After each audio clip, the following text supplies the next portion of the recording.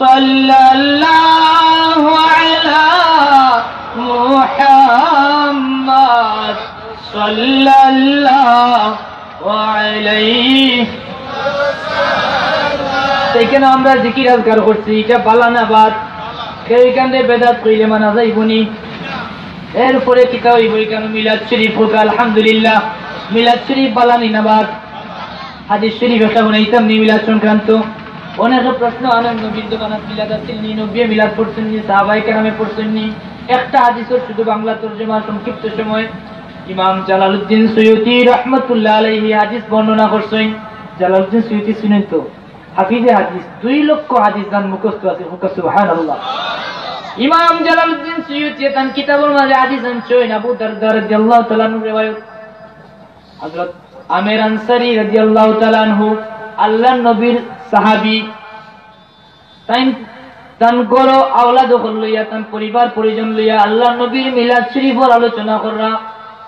এমন সময় আল্লাহর নবী জনাবে মুহাম্মদ মুস্তাফা সাল্লাল্লাহু আলাইহি ওয়াসাল্লাম আমির আনসারীর ঘরে গিয়ে উপস্থিত হয়ে গেলা। হোক সুবহানাল্লাহ। জিকাইলা, ও আমির আনসারী, তুমি কিতা খামো আসলাই? তখন জি কইলা, ইয়া রাসূলুল্লাহ, ইয়া হাবিবাল্লাহ, আমার পরিবার পরিজন লইয়া আল্লাহর নবীর বেলাদত শরীফের আলোচনা করলাম, জন্ম বৃত্তান্ত আলোচনা করলাম। হোক সুবহানাল্লাহ। তখন আল্লাহর নবী অত্যন্ত খুশি হইলা, কইলা, ও আমির আনসারী, আল্লাহ পাক রব্বুল আলামিন তোমার লাগি তার রহমতের দুয়ার খুলিয়া দিলাইছো। আল্লাহর तमाम ফেরেশতা কুল মালায়েকা হলে তোমার লাগি মাগফিরাতের দোয়া করতে আসো। এই হাদিস দ্বারা বোঝা গেল মিলাদ পড়লে আল্লাহর রহমত পাওয়া যায়, ফেরেশতা হলের মাগফিরাতের দোয়া পাওয়া যায়। বালানা বাদ সব কিছুর পরে এখানে তাবাররুক আছে, আছে না নাই? সিন্নি হয়ে যাব। এই সিন্নির কারণে এই মাহফিলের মর্যাদা আরো বেশি বাড়ি গেছে। হোক সুবহানাল্লাহ। দুনিয়ার যত বালা বালা কাম আমরা ইসলামে সওয়াবের মাহফিল করি, এই সিন্নির কারণে এই মাহফিলের মর্যাদা আরো বাড়ি যায়। কিলা বলে, এক বেদুইন ব্যক্তি সহিহ বুখারী শরীফের হাদিস, এরা তো কুরআন মানে বুখারী মানে, এর বাইরে কিছু মানতে চায় না, ঠিক নি? সহিহ বুখারী শরীফের হাদিস, এক বেদুইন ব্যক্তি আল্লাহর নবীর দরবারে আইলা, আইয়া জিজ্ঞাসা, ইয়া রাসূলুল্লাহ, আইয়ুল আমালি আফদাল, দুনিয়ার মাঝে সবচেয়ে উত্তম আমল কিটা, আমারে বাতাইয়া দাও। হোক সুবহানাল্লাহ। আল্লাহর নবী ফরমায়েন, তুতইমুত তাআম ওয়া তাকরাউস সালাম, দুনিয়ার মাঝে সবচেয়ে ভালো উত্তম আমল হইল অভুক্তরে খাওয়ানি। হোক সুবহানাল্লাহ।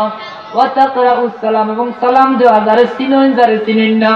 বিদায় এই খাওয়ানির কারণে, এই তাবাররুকের কারণে আরো উত্তম হয়ে গেল এই মাহফিল। হোক সুবহানাল্লাহ। সবশেষে আমরা দোয়া দিয়া যা যাবতীয় আয়োজন হয়েছে, পড়াশোনা, জিকির আজকার, আলোচনা, তামামর সওয়াব রেসানি আমরা মুর্দেগানোর প্রতি করি, ঠিক কিনা?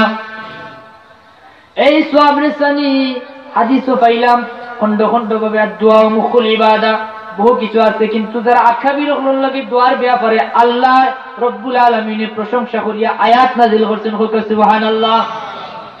الذين جاءوا من بعدهم يقولون ربنا اغفر لنا ولإخواننا الذين سبقونا بالإيمان। سبحان الله। বুঝা গেল আমরা যে সওয়াব রেসানি করি, যে দোয়া করি, কোরআন শরীফ আল্লাহ এর প্রশংসা করছেন, এটা বালা কাম, ঠিক নি? যাব তো এখন ইসালে সওয়াব রেখেও বেদাত কইতে পারতাম না, পারবানি? আমরা কলি